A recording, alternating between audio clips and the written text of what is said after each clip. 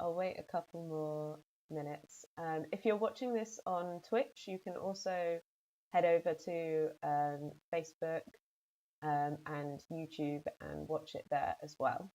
You can also watch it on the Aim High website, so www.aimhigh.co and watch it there as well. So if you're not watching it through Twitch, then that's fine. It should be streaming on other channels as well. Cool. So we've got one person in the chat at the moment. So I suppose we'll get started. So this is a series based on helping to solve our biggest problems, our biggest climate problems. So what we're going to do today is I'm going to present some climate solutions and introduce you to some concepts behind ecology and the environment and climate change, as well as today in particular, we're going to be looking at geoengineering and carbon capture. And these are some buzzwords that you might hear around this topic. And what we want you to do is to just watch and interact and feel inspired by the content. And then at the end, get in contact with Aim High with any ideas that you have.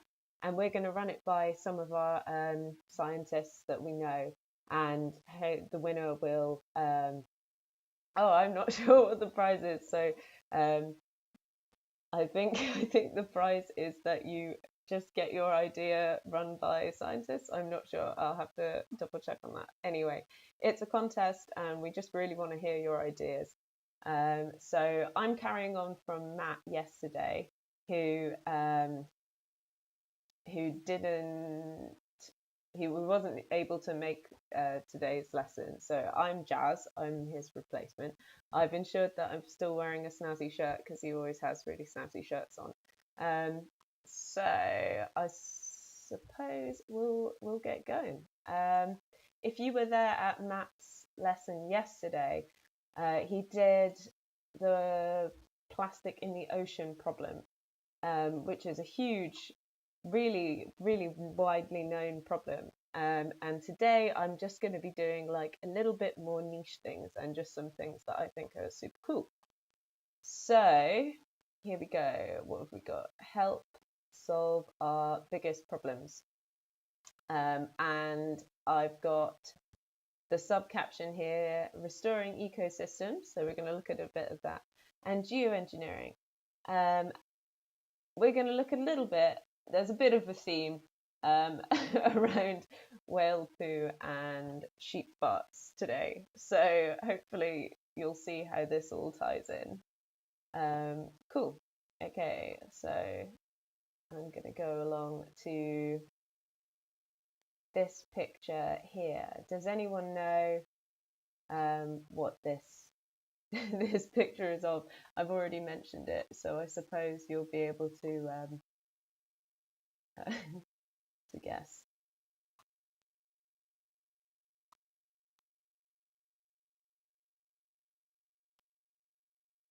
Okay, so not sure if the chat's working. So here we go. Okay.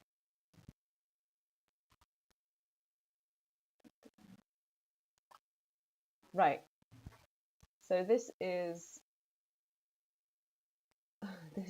this is what whale poo looks like. And more specifically, this is blue whale poop. Okay. So in in this big stream is about 200 liters of whale poo, and that's a lot. That's a lot of stuff coming out of the whale. Okay, and what I want you to try and guess is how whale poo could save us or help solve the climate crisis. So any ideas on why whale poop is so important?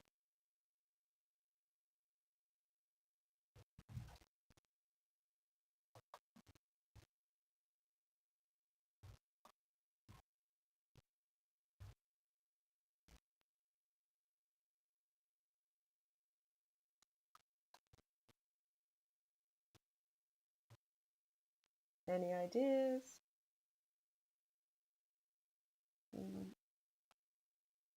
It doesn't release lots of CO2. No. So if it was releasing CO2, it would kind of end up going back into the atmosphere. And we've got, why is it so yellow? Well, if it's yellow, then they're going to end up eating a lot of, well, they eat a lot of plankton and things. So we're going to sort of think about why it's so yellow in a sec. And then we've got Alex saying, is it food for other sea creatures? Yes. Okay, kind of. So the thing that's super great about whale poop is that it feeds this stuff called phytoplankton. Okay. Now, phytoplankton is, I think Matt mentioned a little bit yesterday in the lesson. We're going to keep coming back to this. It's a type of algae or plant that grows on the surface and produces about 50% of the world's oxygen. So it's just a little algae that exists in the sea, but it's so good at producing oxygen and sucking in carbon dioxide. Okay, so on top of the phytoplankton, I'm just going to write O2 and then CO2 going in. So it's absorbing loads of CO2. So think of it as being a plant, so it's going to be photosynthesizing. Okay, right. Now this phytoplankton gets eaten by these zooplankton here. Okay, so these are slightly bigger creatures. This is probably the sort of creature that we think of when we think of plankton.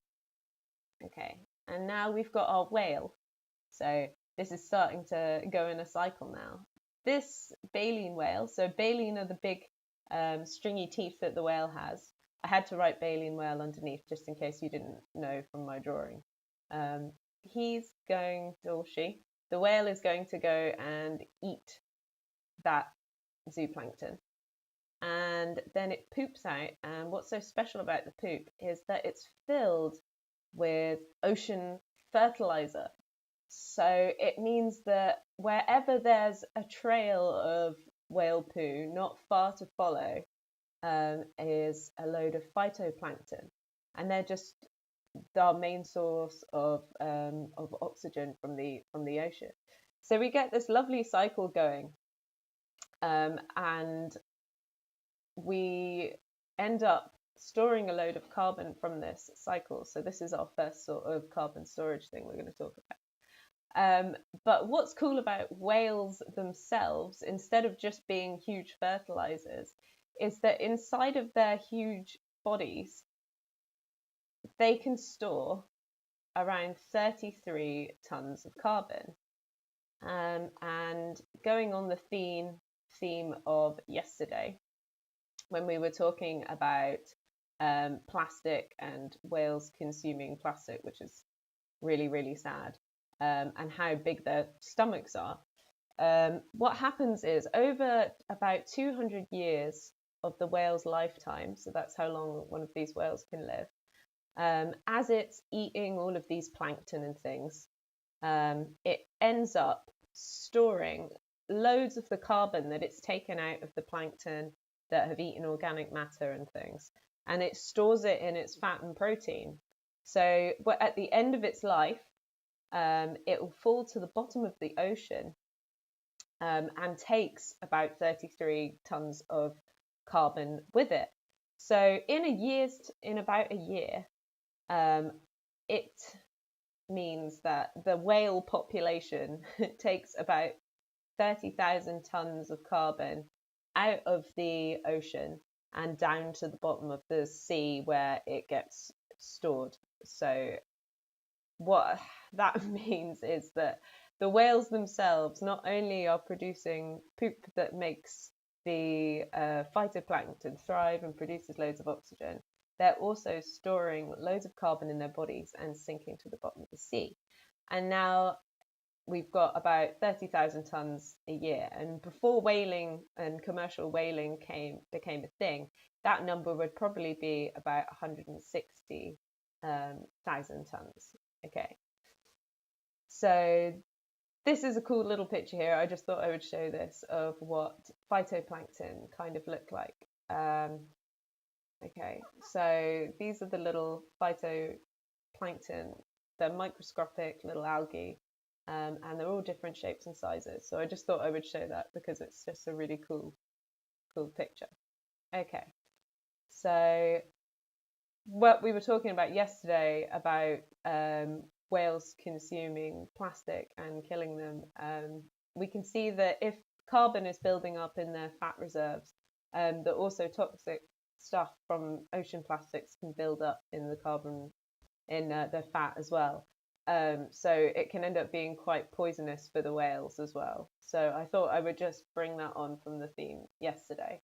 But today we're just going to look at carbon. Okay, cool. So there we have it. That's why whale poop is so important. It's a big oceanic fertilizer, and it pretty much helps create the whale's food as well, and food for all the other creatures in the sea that eat plankton and then eat the bigger fish, as is the food chain. So now we're going to go and have a look at a different carbon storage method. Okay. Does anyone know what this picture is? I don't know if you live in a wet kind of climate. This is it's a swamp or a peatland. Okay, and I'll explain why it's called peat in a sec. So there's something special about this kind of landscape that is really, really good at storing carbon. And what happens is that all of these plants and things are submerged in a little layer of water.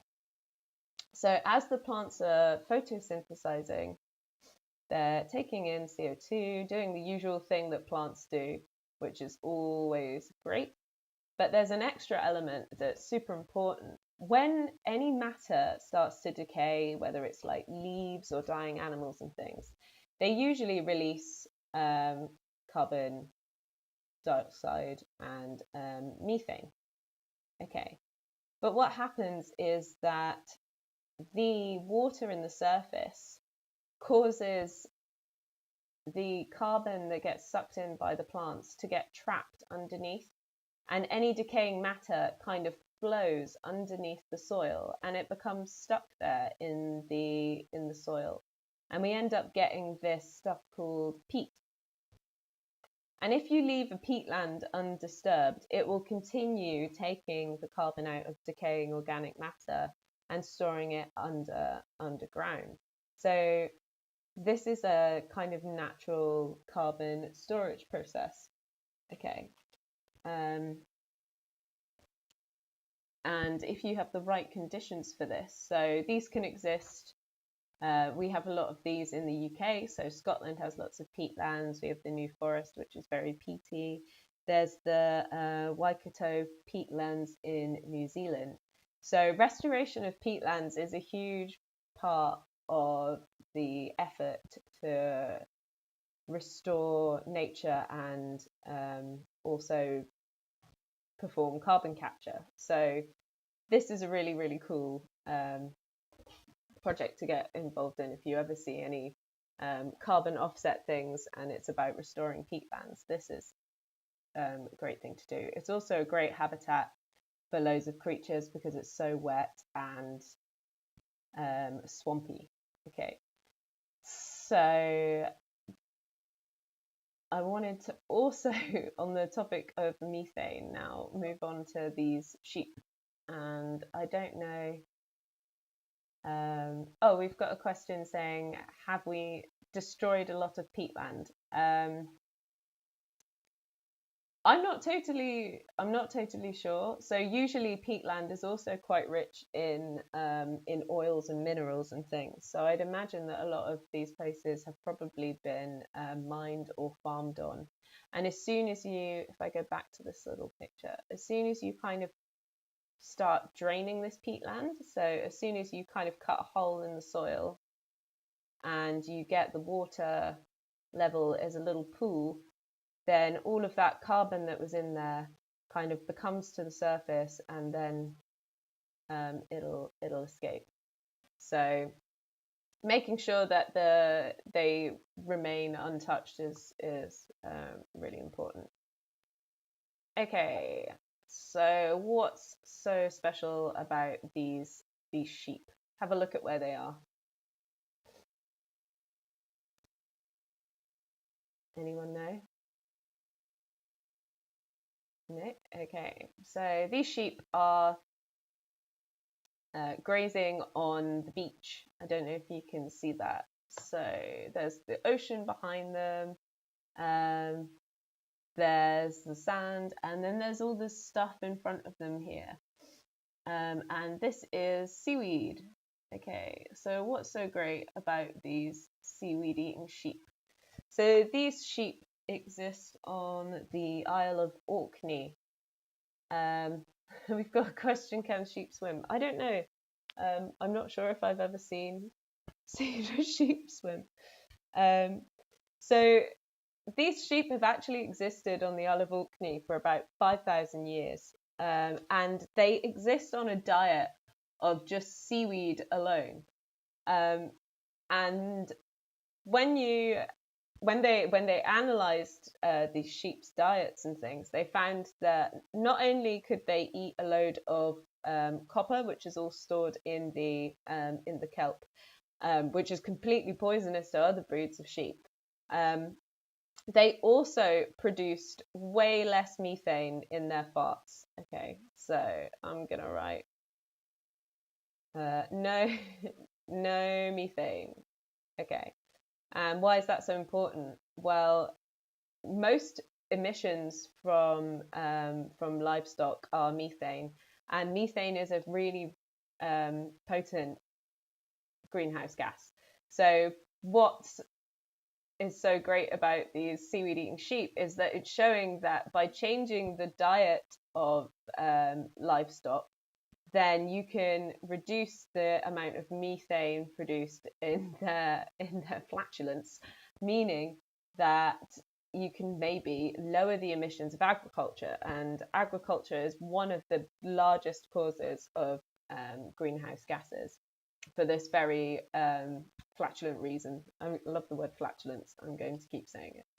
Okay, so these were once farmed, these sheep, but now they're wild to roam the beaches of Orkney, eating as much seaweed as they want. Okay, so this will tie in a little bit later on. I just thought we'd have a little break before I go on to some more kind of technical stuff. Okay, so going back to the carbon capture thing, this is some rock produced by Iceland, that is in the the country, and a special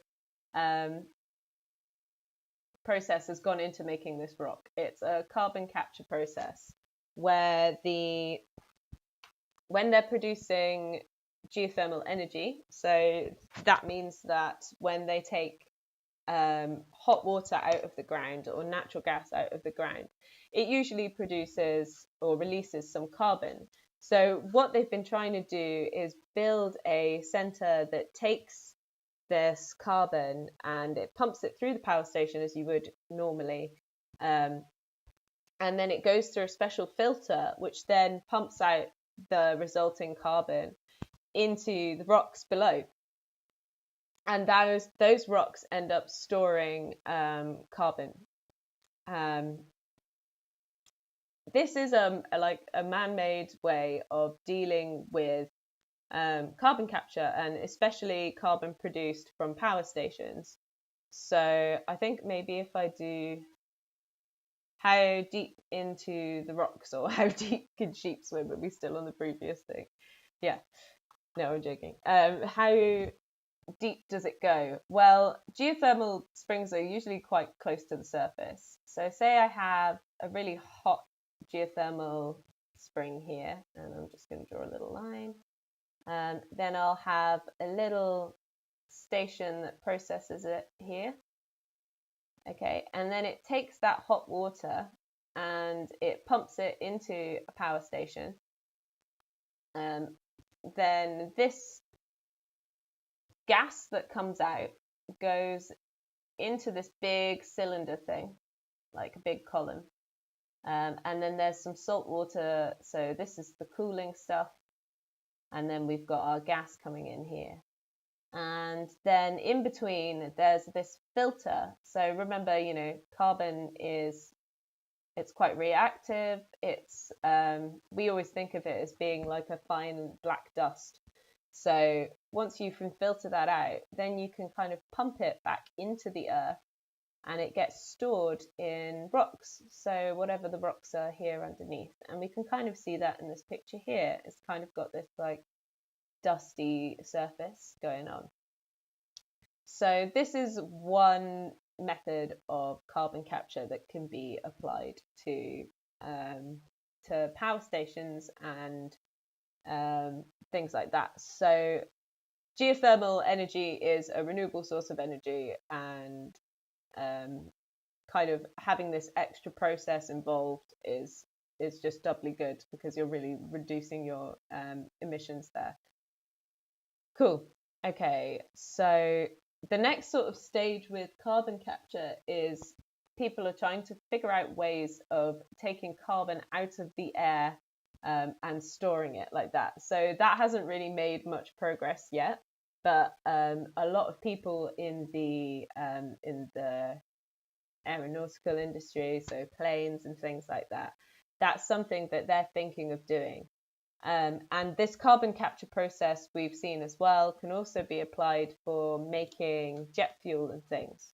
So one thing that they're trying to do to offset their carbon output is to remove carbon from fuel and create a new synthetic kind of fuel. So when the plane burns that fuel, it ends up reducing less emissions. So this is all sort of in a test phase at the moment. So I want you to sort of start thinking about these ways of which that we could maybe change current engineering to make it more efficient, to reduce the emissions, and maybe start thinking about storing carbon. Okay, I think now we're going to go into like a little bit more of a sort of sci-fi element. So I don't know if you can see this picture here. This is kind of hard to see because I took a print screen from my computer. So we've got a spaceship here and a giant ice cube, and this is from a show called Futurama. It's set in the year 3000, and when someone from the year 2000 gets transported into the future and asks them, hey, what happened with the global warming thing? They say, oh, global warming, we solved that ages ago. And every now and again, we just drop a giant ice cube into the ocean to cool it down. So this is them solving global warming. If only it was as simple as dropping a giant ice cube into the ocean, but unfortunately it isn't. But I thought it was a good sort of thing to think about before we go on to maybe looking at some alternative solutions for cooling down the sea and the earth and the Arctic. Okay, cool. So I've got this subtopic here called albedo and geoengineering. Okay, now albedo is a word that we use to describe how reflective the surface of the earth is, and there's a number of things that can contribute to that. So if we have the earth and we kind of think of it as just being a system of kind of the sun coming in and either sun going through and coming back out again. Okay, yeah, so back on the ice cube, Rebecca says, how do you even make an ice cube that big? I think that you don't. And I think in the Futurama universe, they probably stole it from a different planet or Pluto or something, and then plonked it into the sea. So unfortunately, to make an ice cube that big, you just have to be a really good animator and have an excellent sense of humor, I think. Okay, so back to the Earth-Sun system. Okay, if we think of the North Pole and South Pole as being big white sheets, they kind of act like sunshades. So their sun's coming in and they're reflecting a load of sunlight back out into space. We can also think of clouds being really high up in the atmosphere, acting as reflecting. Maddie says for albedo enhancement, yeah, okay, sulfur aerosols. Oh, cool. Okay, yeah, we'll go on to a little bit about aerosols later on. So for those that don't know, aerosols are particles that exist really high up in the atmospheres. And they have the ability to reflect light. Okay, so albedo is just basically how reflective the Earth is. Sometimes it's probably less reflective in the summer because the ice caps have melted, but there might be more clouds. So hopefully we can try and maintain a system. But as the ice caps start to melt, we end up getting a positive feedback loop. And that is actually bad. A negative feedback loop is what we usually see happening in nature, which is when something changes too much and then another thing changes back to compensate it. So negative is it's going backwards. Positive means it becomes runaway and it just keeps going and going. So thinking about the ice caps melting, as they melt, there is less surface ice, meaning that there's less sunlight being reflected, which means that it gets hotter, which means that more ice is going to start melting, which means that there's less ice to reflect the sunlight, which means it's going to get hotter, and that can become a runaway system. So there are points of like desperation and human ingenuity and where people are trying to come up with controversial but maybe desperate solutions to this sort of positive feedback mechanism. Okay, so this isn't a scenario where people like the world cutting down carbon emissions and things like that isn't enough to stop warming from happening. Okay, so the first picture I wanted us to have a look at and think about is this picture here. So does anyone know what's going on here? It's kind of hard to tell, but if you look closely, they're lying down some sheets. So I don't know if anyone saw this in the news a while ago. Okay, so this is in Italy, and these people here are lying down these huge white tarpooling that are textured so that they reflect loads of sunlight. And they're doing this on the glaciers in northern Italy along the Alps. So this is something that's often done by so Rebecca says to stop the snow from melting. That's exactly what they're doing. And often this is done in ski resorts and things like that, so they can ensure that they have a good skiing season. But it's getting to the point now where it's starting to happen on bigger scales, and they're trying to protect glaciers that are melting at ever increasing rates. So this particular glacier is the Presina Glacier in northern Italy. I'm going to write that there. Oh, my pen's not working. Sorry about the bad handwriting. It's the Presina Glacier in northern Italy. And it's reduced by a third of its size since 1993. And this is happening all over the world. So since 2008, every year they've been putting down tarpooling in the summer to try and increase the reflectivity of the sunlight to keep the ice underneath cool. Okay, so at the moment, this year, they ended up having 100,000 square meters, so I'm going to put meters squared, of tarpaulin laid down. And it's just going to have to keep increasing and increasing to cover more area of the glacier to stop it from melting. So I want you to start imagining the Arctic now and thinking about how big of a sheet you would need to cover the Arctic, and think about how it gets to a point where maybe this is not the best approach. But this has been shown to, to reduce the melting of ice on glaciers and things. So it could be employed in places where there's mountains that are melting, and maybe on some parts of the Arctic. Okay, now I've got some. So I want to go back to the aerosols thing now.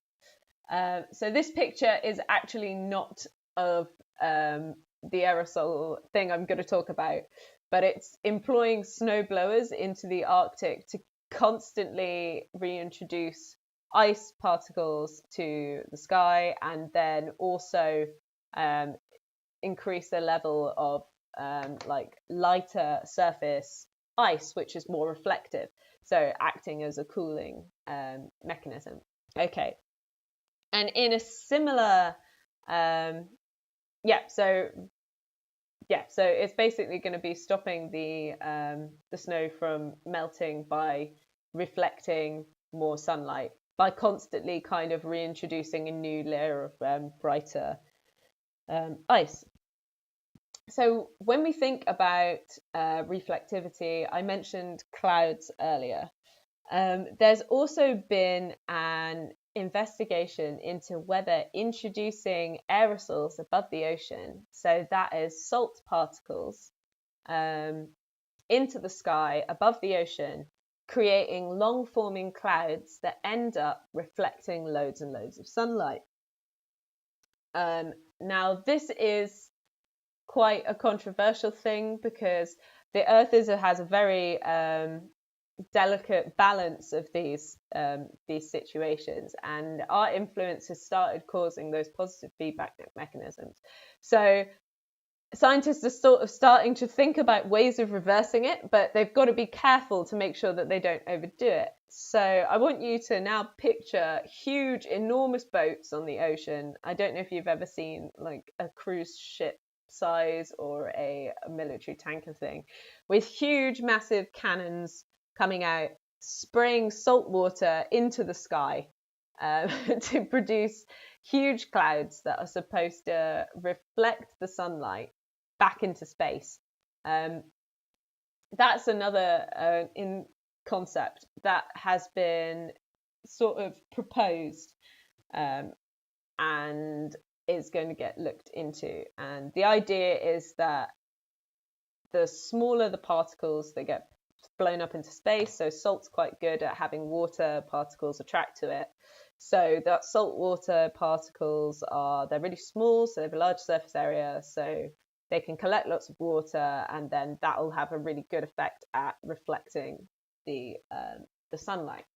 So we're sort of getting into a point where it starts to get a little bit controversial now. And the last sort of point case like this I wanted to show was this. So on the left hand side, I've got Arctic sea ice that's melting. Okay. And then on the right hand side, I don't know if anyone knows what that is. Can you see? I'll give you a hint. It's kind of like sand. Does anyone know?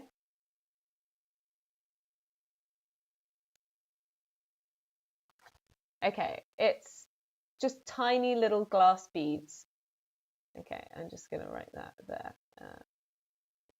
They are tiny little glass beads made of silica, so the same stuff, that glass and sand are made of. And the idea is that on the vulnerable bits of the Arctic, so that's where the sea ice is melting, On the bits of ice that are still restored, the idea is to sprinkle a surface of this, what is essentially sand, on top of the ice. And it's a special sand that is really, really highly reflective. Now, that makes the sea ice more reflective, and that cools down the ice underneath, which means that the sea underneath stays cooler, and therefore it's supposed to help rebuild the ice around that area, and then also make sure that it doesn't melt in the summer. Now, this is something that has been tested in Canada and the US on some lakes and ponds. And they found that by adding these beads on top of the ice, it became 20% more reflective. So that means that it's going to cool down by quite a large amount. Okay. And they found that on the bits of ice where they put the glass beads on top of, ended up not melting in the summer. So this could be something that could be done on the Arctic on quite a large scale. So you'd end up sort of having in the wintertime these large like trucks or something, I imagine, or boats that spray this kind of sand over the sea ice. So when the sun starts to heat up the ice, that it stops it from melting quite so quickly. So it gives it time to restore itself later on in the year.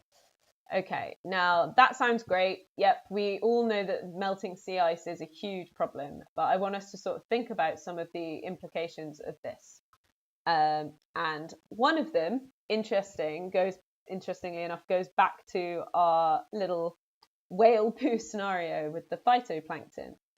So if I have a layer of sea ice here, okay, and I have my sun shining down, and then I've got my sea underneath. Now, I know the Arctic is really cold, but underneath the surface, it is flourishing with life still.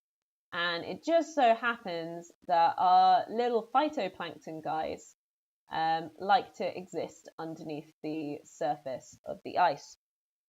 Okay, now one of the worries that the scientists have developing this glass bead experiment is that when they put this glass surface down, lots of the sun's rays will end up getting reflected away from the surface, and not enough of them will go to the phytoplankton, meaning that they won't be able to photosynthesize, and that could kill off these phytoplankton that, if we remember, produced about 50% of our O2. So we kind of really don't want that to happen. So scientists are sort of now looking at whether they can adapt the beads to allow enough sunlight to come through.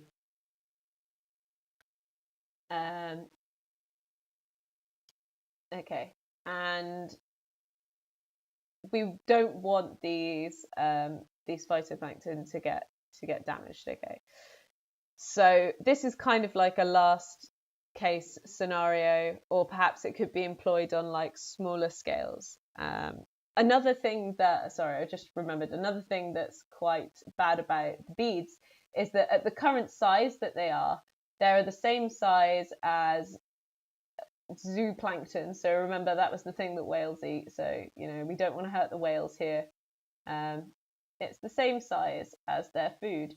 So that could end up killing off a load of the zooplankton, which is also terrible, and we don't want that to happen. So I want your takeaway message for the kind of geoengineering side of this is there a balance between us having a really human influence in a non-natural way and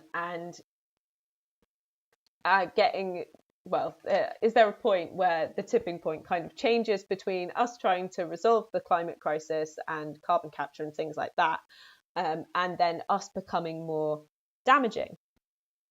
So I want you to go away and think about your local kind of ecosystem that you have. So say you live near a swamp, or say if you live somewhere really hot, or in the snow or something like that.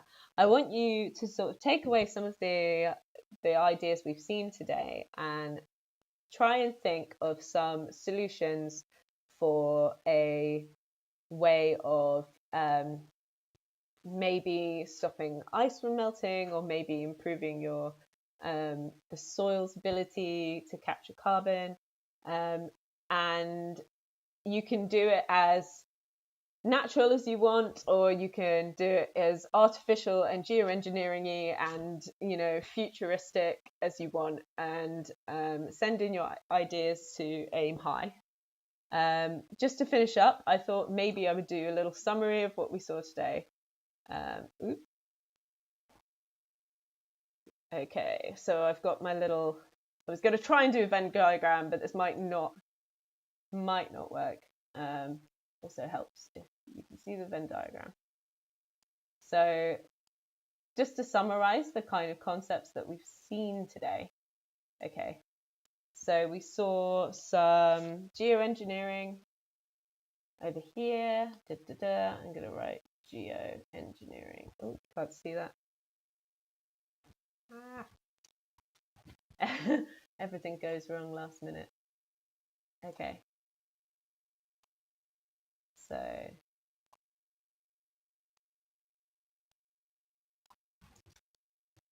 okay, cool. So to summarize, we've got our geoengineering section here.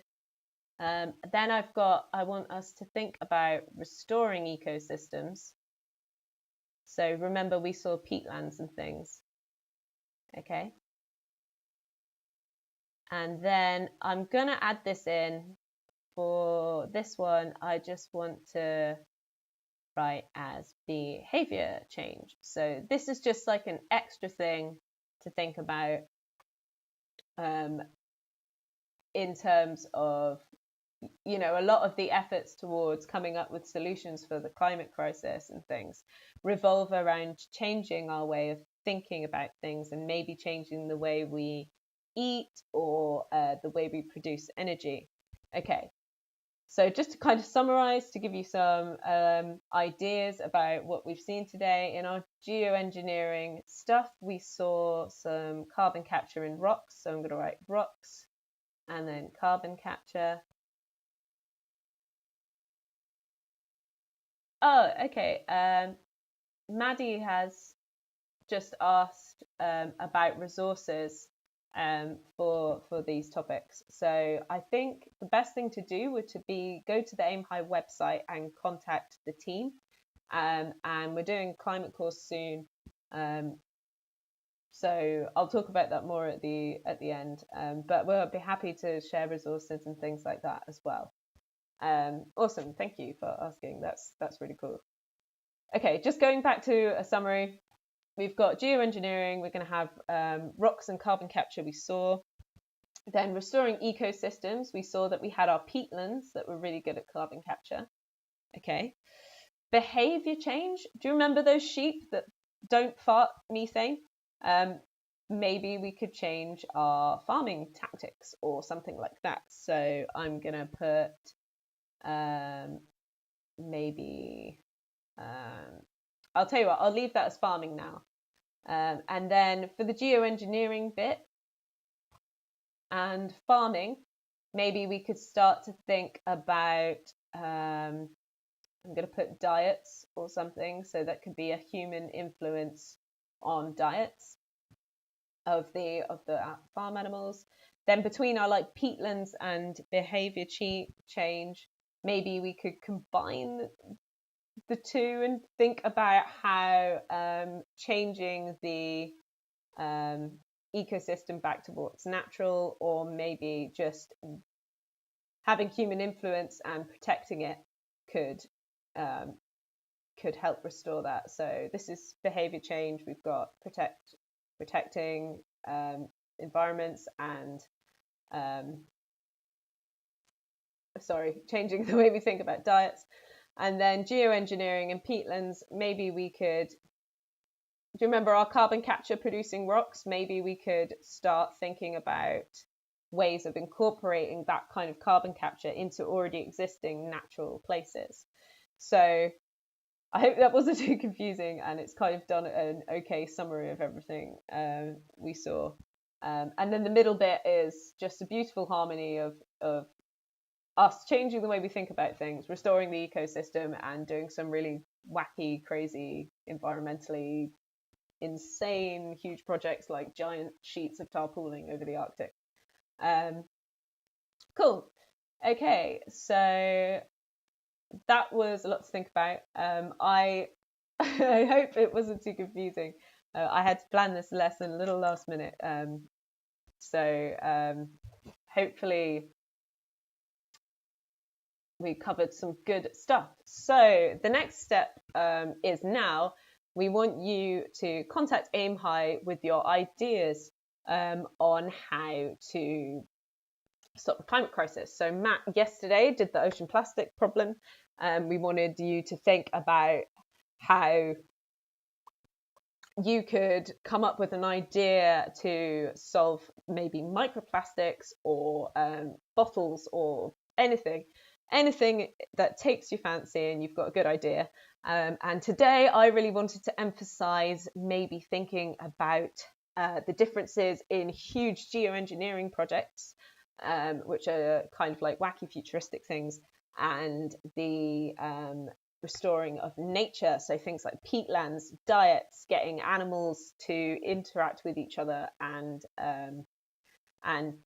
just restore the ecosystem to a level where it's doing all the carbon capture and things like that for us.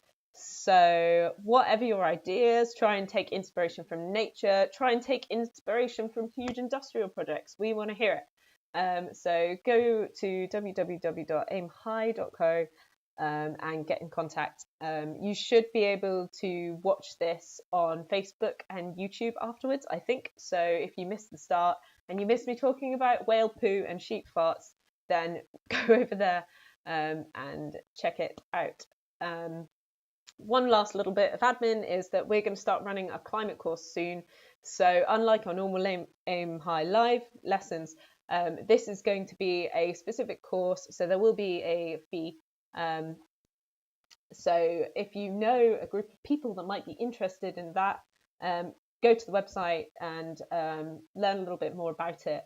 And yeah, please do get in touch and share us on social media. I always forget that bit. All of the links will be on the website. Okay, great, cool. All right, thank you very much. Have a good day. It's 9 a.m. for me here, so maybe it's bedtime for you. So goodbye, and yeah, keep coming up with those great ideas, everyone.